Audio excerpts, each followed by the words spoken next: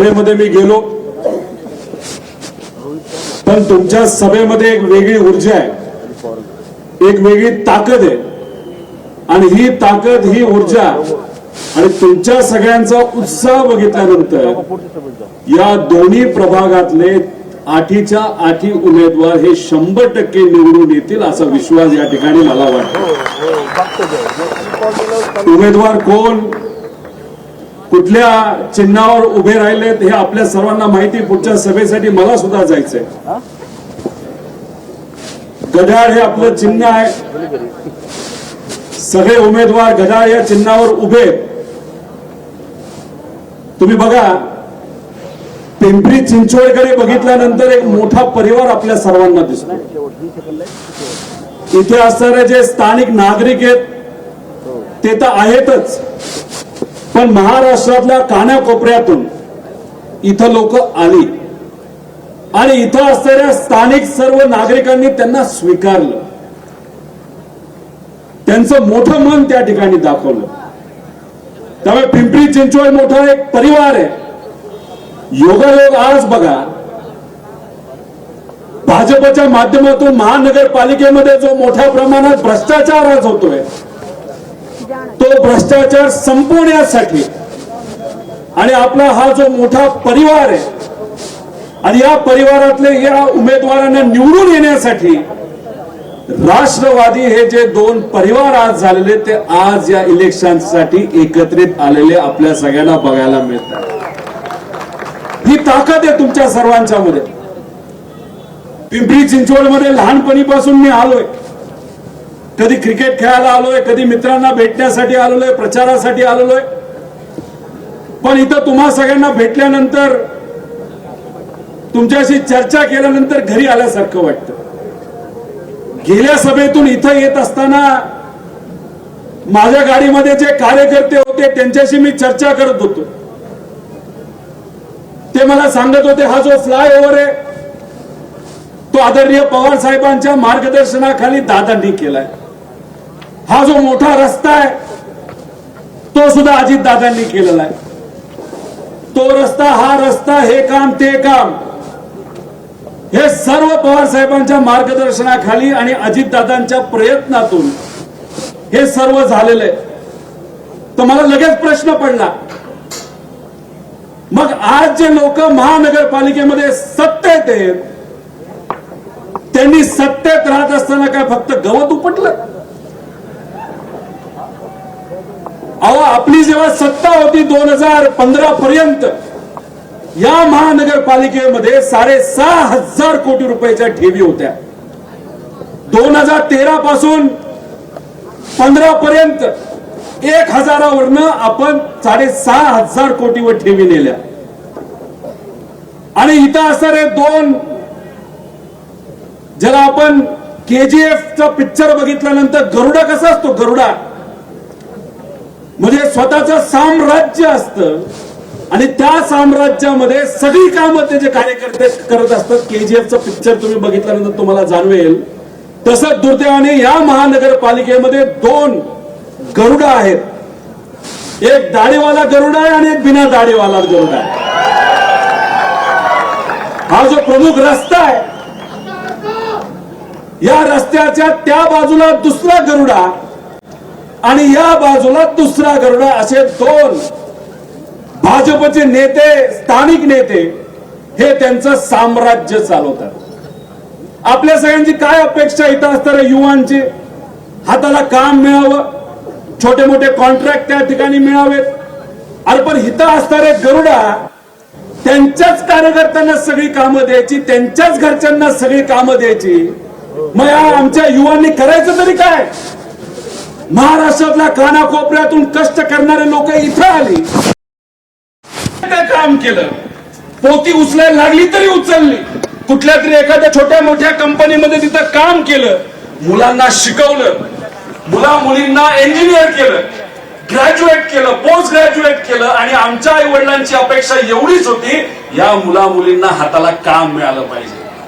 पण आज हे मुलं मुली जेव्हा कॉन्ट्रॅक्ट घेतात आणि जेव्हा काम मिळण्याची अपेक्षा महानगरपालिकेकडनं करतात, यांना उभं सुद्धा केलं जात नाही। कॉन्ट्रॅक्ट भरला तरी कुठलं तरी कारण देऊन ते कॉन्ट्रॅक्ट कॅन्सल केलं जातं आणि एक चेन केली जाते आणि हे दोन गरुडा त्यांच्या कार्यकर्त्यांच्या माध्यमातून, त्यांच्या घरच्याच्या माध्यमातून तुमच्या सगळ्यांचा पैसा, नागरिकांचा पैसा हा खिशे भरत आहेत, घरी घेऊन चाललेले आहेत. आणि ही गोष्ट आपल्या सर्वांना संपवावी लागेल. पवार साहेबांच्या मार्गदर्शनाखाली इथं ज्या एमआयडीसी आहेत, त्या एमआयडीसी मध्ये 12,000 कंपन्या आहेत. ही जे आयटी पार्क आपल्या सगळ्यांना बघायला मिळतं, त्याच्यामध्ये 500 या आयटी कंपन्या आहेत आणि त्याच्यातून 5 लाख लोकांना काम मिळतं आणि 12,000 कंपनीच्या माध्यमातून तिथं 20 लाख लोकांना प्रत्यक्ष अप्रत्यक्षपणे काम मिळतं. अरे पण तुमचं हे साम्राज्य आहे असं तुम्ही म्हणता. इथं तुमच्या घरच्यांना तुम्ही मोठं करता, कार्यकर्त्यांना फक्त मोठं करता, नागरिकांना वाऱ्यावर सोडता. मला इथं असणाऱ्या दोन्ही गरुडांना विचारायचे, बाबांनो, गेल्या अनेक वर्षामध्ये तुमचं साम्राज्य इथं असताना तुम्ही साधी एक कंपनी आणू शकला नाही तुमच्या या सरकारच्या माध्यमातून. अहो, याच्या 12,000 कंपन्या, त्यातल्या बऱ्याच कंपन्या आता बंद पडलेल्या आहेत. असणारं काम दुर्दैवाने आज त्या ठिकाणी नाही. आणि तेच जर असणारं काम जर लोकांचं जात असेल तर तुम्ही डिग्री हातात घेऊन काय करणार, हा मोठा प्रश्न आहे. अहो, हे जे आयटी पार्क आणि मोठ्या कंपन्या दिसतात, ट्रॅफिकचा प्रॉब्लेम, पाण्याचा प्रॉब्लेम, त्यानंतर कचऱ्याचा प्रॉब्लेम, गुंडागर्दीचा प्रॉब्लेम. अहो, हे दोन गरुडाचे जे कार्यकर्ते ते या मोठ्या मोठ्या कंपनीमध्ये जातात आणि म्हणतात हे काम आम्हीच करणार, ते काम आम्हीच करणार, एवढेच पैसे आम्हाला पाहिजे. त्यामुळे कंपन्या म्हणतात अरे बाबा नो, इथं नकोच.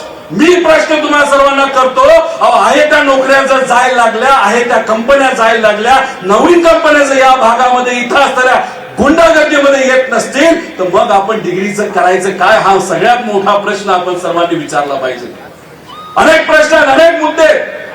नोकरीचा हा मुद्दा तर महत्वाचा आहे, भ्रष्टाचाराचा मुद्दा आहेच. दादांनी सांगितलं मगाशी, भ्रष्टाचार करून करून कशात केलं तर कुत्र्याच्या नसबंदीमध्ये.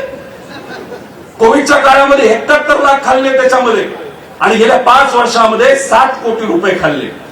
अहो, कचऱ्यामध्ये यांचा मोठा भ्रष्टाचार आहे. पाईपलाईन टाकायची असेल तर स्वतःच टाकणार, रस्ता केला तरी डबल रस्ता करणार आणि त्याच्यामध्ये मोठ्या प्रमाणात मलिदा हे खाणार. अहो, असे विषय काय सांगू तुम्हाला. पण जेव्हा आमचा प्रश्न येतो, ब्लू लाईन मध्ये राहणारे 25-25 वर्षापासून जे लोक आहेत त्यांचा जेव्हा प्रश्न येतो, केला का तुमचा प्रॉब्लेम सॉल्व्ह, ऐकून घेतलं का, इलेक्शन येतं तेव्हा म्हणतात आम्ही करतो. अरे पण एवढे वर्ष तुम्ही सत्तेत असून जर करत नसताल तर एक गोष्ट या ठिकाणी आपल्या सर्वांना सांगतो, 20-20, 25-25 वर्ष ज्या भागामध्ये तुम्ही राहता तिथं जर तिथं ब्लू लाईन असू नाही तर काही असो, टीडीआरचा प्रश्न आहे तर कुठलाही प्रश्न हा तिथे असणाऱ्या नागरिकांचा सुटलाच पाहिजे अशी भूमिका या ठिकाणी मी घेतो. आणि आदरणीय अजितदादांच्या माध्यमातून या सरकारला धारेवर धरून हे सर्व प्रश्न आपल्या सर्वांचे सुटतील अशी दक्षता या ठिकाणी आपण सर्वजण घेतो. त्यामुळे जाता जाता आपल्या सर्वांना एकच प्रश्न, काय आपलं चिन्ह इथलं, उमेदवार माहिती आहेत तुम्हाला कोण कोण आहे आपल्या 18 मधून? पूजाताई, दुसरे उमेदवार कोण? ज्योतिताई, तिसरे आनंद भाऊ, त्यानंतर अश्विनीताई, त्यानंतर प्रभाग 19 मधून रीनाताई, त्यानंतर दीपक भाऊ, त्यानंतर सानिताताई आणि काळूराम भाऊ. दादा म्हणले भाऊकी, पण बघा या कार्यकर्त्यांसाठी आमचीच भाऊकी आता एकत्र आलेली आहे. काय भाजपला असं वाटतं महानगरपालिकेमध्ये आमची अशीच सत्ता राहील, मग तिथं आमच्या कार्यकर्त्यांशी आम्ही चर्चा केली, या सर्व पदाधिकाऱ्यांशी आम्ही बोललो. या सर्व पदाधिकाऱ्यांचं म्हणणं आलं इथं असणारे सामान्य लोक अतिशय त्रस्त आहेत आणि या भाजपच्या या घमंडी दोन गरुडांना जर घरी बसवायचं असेल तर आपल्याला एकत्रित यावं लागेल असं कार्यकर्त्यांनी सांगितलं. या कार्यकर्त्यांचं ऐकून आम्ही नेत्यांना सांगितलं आणि त्यानंतर आपण निर्णय घेतला या महानगरपालिकेच्या भवितव्यासाठी, तुमच्या सर्वांच्या भवितव्यासाठी पूर्वी जे काही आमचे विषय झाले असतील ते विसरायचं, पण सामान्य लोकांसाठी एकत्रित यायचं आणि हा सर्व जो भ्रष्टाचार आहे तो उखडून काढून कोणाची सत्ता आणायची तर ती तुमच्या सर्वांची सत्ता आणायची. त्यामुळे केजीएफ मध्ये जो हिरो होता त्या हिरोचं नाव काय? अरे बाबा त्या पिक्चर मध्ये नाव काय? काय नाव? रॉकी. रॉकीची भूमिका काय करायची, सामान्य लोकांच्या हितासाठी जी काय ताकद असेल ती एक करायचं आणि गरुडाला घरी बसवायचं, नाही तर त्याचा वध करायचा. बरोबर का नाही? राजकीय दृष्टिकोनातून आपण गरुडाचा इथं वध करायचा, ते सुद्धा लोकशाहीच्या माध्यमातून. आणि आता या इलेक्शन मध्ये तुमच्या सर्वांच्या वतीने, या सामान्य लोकांच्या वतीने कोण लढतंय? मगाशी कोणाचं भाषण झालं? त्यामुळे ह्या इलेक्शन मध्ये तुमची सगळ्यांची भूमिका मांडत असताना केजीएफचं उदाहरण घेतलं तर ह्या इलेक्शन मध्ये आपला रॉकी कोण? बस तेवढं मनामध्ये त्या ठिकाणी तुम्ही ठेवावं. आणि तुमचे हे जे प्रश्न आहेत, झोपडपट्टी पासून इतरही सर्व प्रश्न, ते 100% आपल्या सर्वांना सोडवावे लागतील. आणि हे कसे खोटे लोक आहेत, 2017ला पिंपरी चिंचवडचा जो काही जाहीरनामा भाजपने काढला होता, 20-22 मुद्दे होते. त्या मुद्द्यामध्ये काय होतं? ब्लू लाईनचा विषय, झोपडपट्टीचा मुद्दा, शहरामध्ये फुकट वायफाय देऊ, सर्वांसाठी उत्तम आरोग्य सुविधा, 3 लाखांपर्यंत आरोग्य विमा आम्ही त्या ठिकाणी देऊ. त्यानंतर भाजी मंडई जी काही इलिगल असेल ती नीट करून, चांगली व्यवस्था करून, ट्रॅफिकचा मुद्दा काढू, आयटी कंपनीला असणाऱ्या अडचणी सर्व आम्ही सोडू. 22 मुद्द्यापैकी एक सुद्धा मुद्दा त्यांनी पूर्ण नाही केला.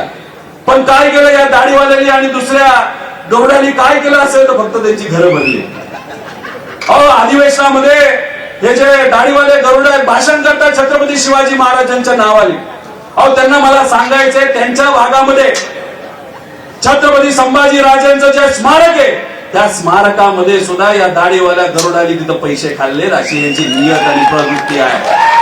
हे अशा विचाराचे लोक आहेत, आज येतील, धमकी देतील. मी तुम्हा सर्व स्वाभिमानी नागरिकांना विचारतो, काय हो, आपल्याला या लोकांनी धमक्या दिल्या तर आपण काय करतो? घाबरतो का? बघा ना, आम्हाला पण धमक्या दिला, म्हणतो हे करतो ते करतो, ईडी टाकतो, जेलमध्ये टाकतो. थोडी घाबरलो आपण? आपण मराठी माणसं आहोत, महाराष्ट्रातल्या भूमीमध्ये जन्मलेली माणसं आहोत. आपण कोणाला घाबरत नाही. त्यामुळे तुम्हाला जर कुणी त्या ठिकाणी धमक्या दिल्या, कुणी काय केलं तर घाबरायचं नाही. जेव्हा केव्हा त्या ठिकाणी आपलं इलेक्शन मतदान होणार आहे, तेव्हा योग्य पद्धतीने मतदान करून आपलं घड्याळ हे जे चिन्ह आहे, त्याच्या पुढे जे बटन आहे ते दाबून आपल्या या सर्व उमेदवारांना मोठ्या बहुसंख्येने त्या ठिकाणी आपल्या सर्वांना निवडून द्यायचं आहे.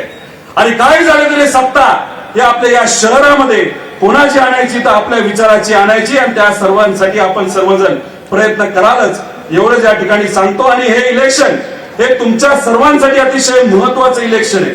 त्यामुळे या इलेक्शन मध्ये तुम्ही डोळ्यात तेल घालून सर्व कार्यकर्त्यांनी लक्ष देण्याची जरूरत आहे.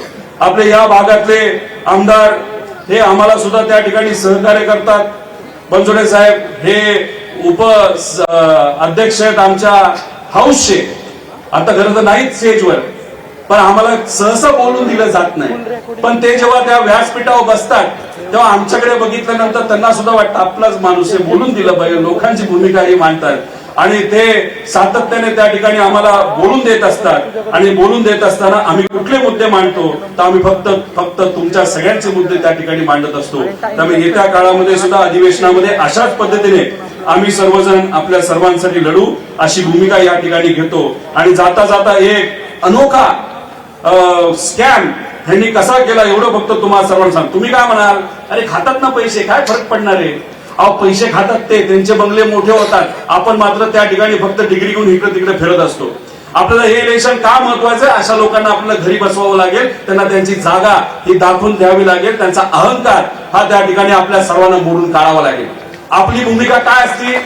आमच्या घरच्या मुली जेव्हा रस्त्यावर फिरत असतात त्यांना कुठेही त्रास झाला नाही पाहिजे. त्याची एक भूमिका कशी असते की सीसीटीव्ही कॅमेरा लागले पाहिजे. ह्यांनी एक कॉन्ट्रॅक्ट काढलं 3000 सीसीटीव्ही कॅमेराचं, आणि त्याच्यामध्ये किती कॅमेरा आता चालू तर 70%. काही दिवसांपूर्वी एक कुठेतरी चोरी झाली का हाणामारी झाली, त्यानंतर पोलीस म्हणाले की चला आता जिथं हाणामारी झाली तिथे एक कॅमेरा लावलाय महानगरपालिकेची, तो कॅमेरा बघू, व्हिडिओ बघू. व्हिडिओ बघायला गेले पोलीस, कॅमेरा बंद. ते म्हणजे ठीक आहे, काहीतरी प्रॉब्लेम झाला असेल, बंद असेल, चला पुढे जाऊन बघू. तिथे गेल्यानंतर बंद. परत चौकात गेले, बंद. डावीकडचा बंद, उजवीकडचा बंद. 70% कॅमेरा त्याच्यामध्ये बंद. आणि या कॅमेराचं टेंडर किती रुपयाचं होतं तर 550 कोटी रुपयाचं होतं. आणि याच्यामध्ये किती मलिदा ह्यांनी खाल्ला तर 350 कोटी रुपयाचा मलिदा ह्यांनी खाल्ला. माझा प्रश्न आपल्या सर्वांना आहे, या 350 कोटी पैकी किती रुपये तुमच्याकडे आले? किती आले पैसे? काय नाही. हे असं वाटतं की तुमच्या सगळ्यांचा स्वाभिमान पैसे देऊन हे विकत घेतील. आता सुद्धा पोती त्यांच्याकडे भरभरून असतील ते मोकळी करतील.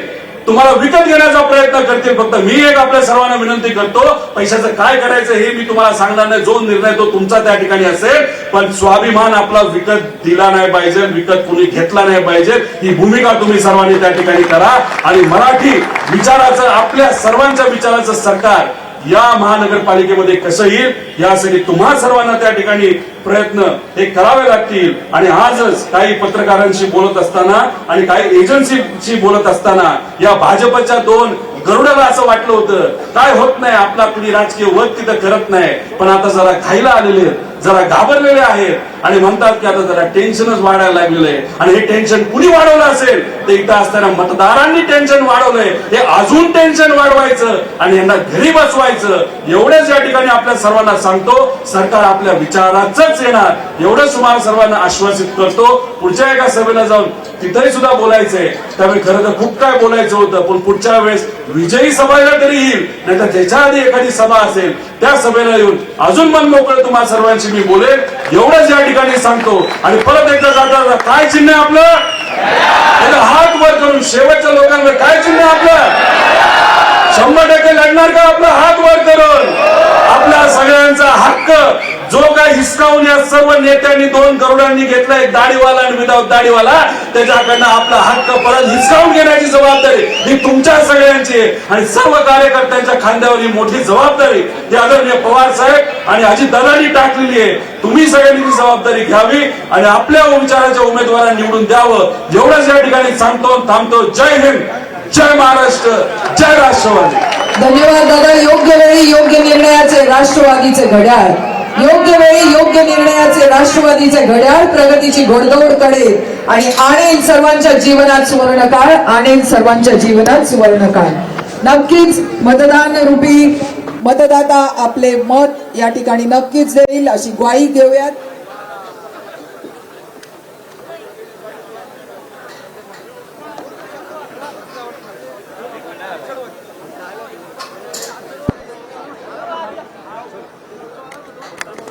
आता आपले ध्येय पक्के आणि मतदानाचे प्रमाण 100%. मतदान एक राष्ट्रीय कर्तव्य घडवेल आपले भवितव्य आणि म्हणूनच घड्याळाच्या चिन्हासमोरील बटन दाबून आपल्या पॅनलच्या सर्वच उमेदवारांना बहुसंख्येने आपण निवडून द्याल. धन्यवाद. धन्यवाद. आपणा सर्वांचे शतश आभार. आपण सर्वजण या ठिकाणी आलात आणि राष्ट्रवादी पक्षाचे विचार या ठिकाणी सर्वांनी ऐकलेत. बहुसंख्येने आपण उपस्थित झालात. आपल्या सर्वांचे या ठिकाणी आभार मानतो आणि ही सभा या ठिकाणी सुटली असं जाहीर करतो. जय हिंद, जय महाराष्ट्र. उपचार सुरू, पोलिसांकडून अधिक तपास. मुंबईतील सर्व संवेदनशील